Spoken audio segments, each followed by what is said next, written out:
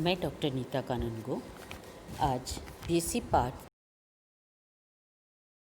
13 के पार्ट 6 में अपन crystal field splitting in square planar complexes को स्टडी करेंगे।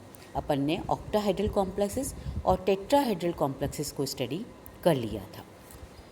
आज है जब एक अष्टफलकी संकुल में दो ट्रांस समूह यानी जेड एक्सिस के पे स्थित लिगेंड है वो धातु आयन के पास आ रहे हैं या उससे दूर जा रहे हैं, तो परिणामी संकुल जो होता है वो डिस्टॉर्टेड शेप में आ जाता है।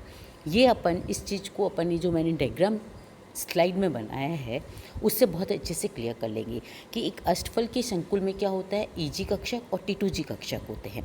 तो ईजी कक्षक व टी2जी कक्षकों पर जेड अक्ष पर क्या इफेक्ट होता है उसको स्टडी करेंगे।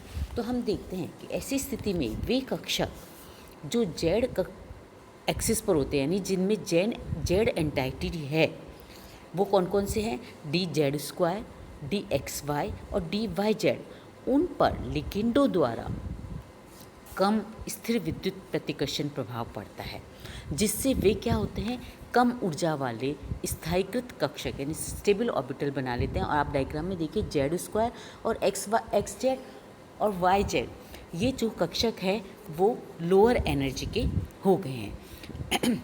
इसका प्रभाव ये पड़ता है कि ईजी कक्षक व दो ऊर्जा स्तरों में डिवाइड हो जाता है। एक हो गया एक्स स्क्वायर वाई स्क्वायर जो हायर एनर्जी का हो गया, उसे हम BVNG कक्षक भी कहते हैं, और एक हो गया जेड स्क्वायर जो लोअर एनर्जी का हो गया, उसे हम B2G कक्षक कहते हैं।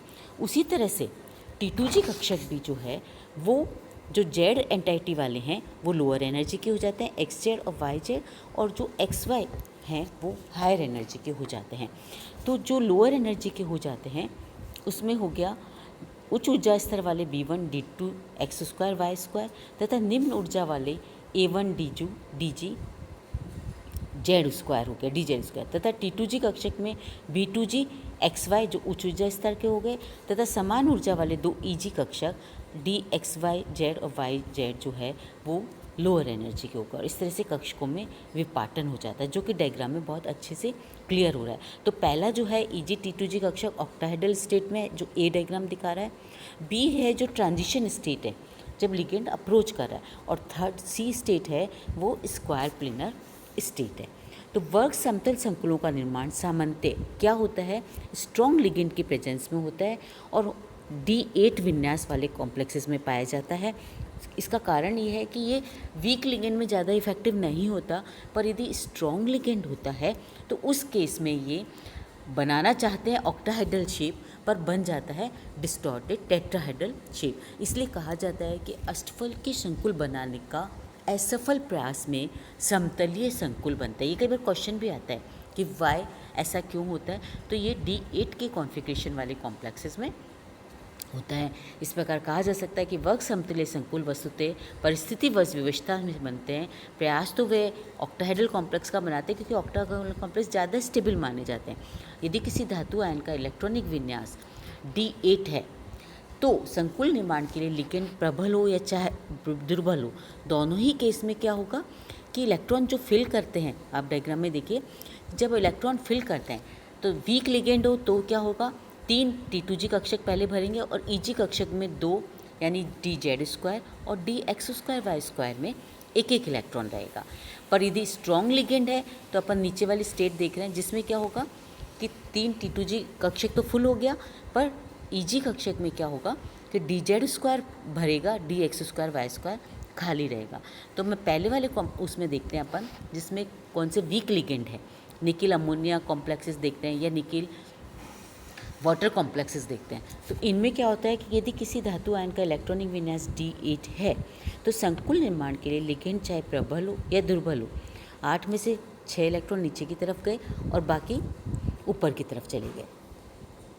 ये चीज़ इसमें क्लियर हो जाती है और संकुल अष्टफल के संकुल बनता है। पर यहाँ पर हम ये देखेंगे दोनों EG कक्षकों में एक एक इलेक्ट्रॉन है जो कि विद्यमान एक एक अयुग्मित इलेक्ट्रॉन दो लिगेंडों द्वारा प्रतिकर्षित होते हैं, यानी दोनों में बराबर सा इफेक्ट आएगा।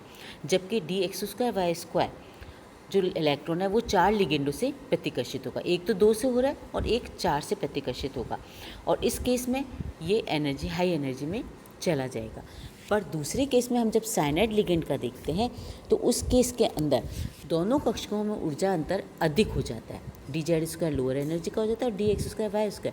तो यहाँ पर दोनों इलेक्ट्रॉन क्या होएगा, पहले dz² में चल जाएगा और dx² y² खाली हो जाएगा।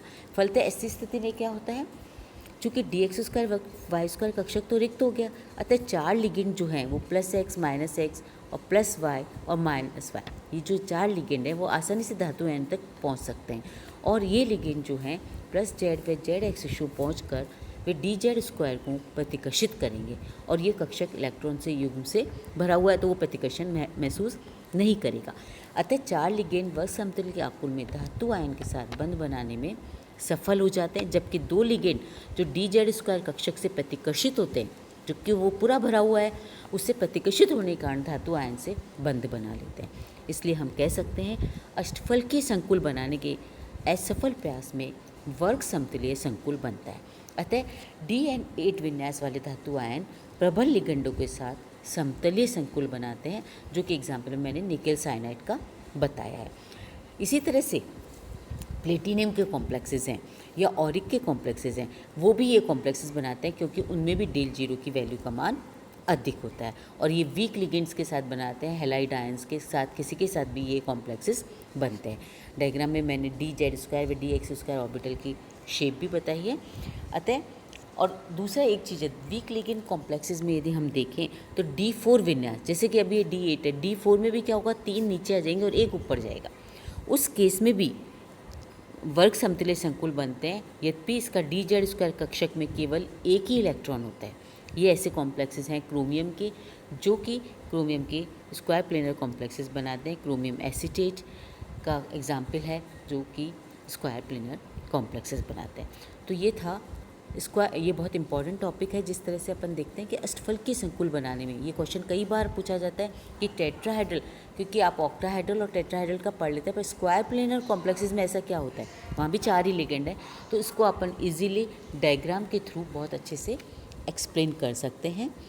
ये अपन ने कर लिया। नेक्स्ट टर्न पे अपन इनसे रिलेटेड प्रॉपर्टीज़ को करेंगे। Thank you.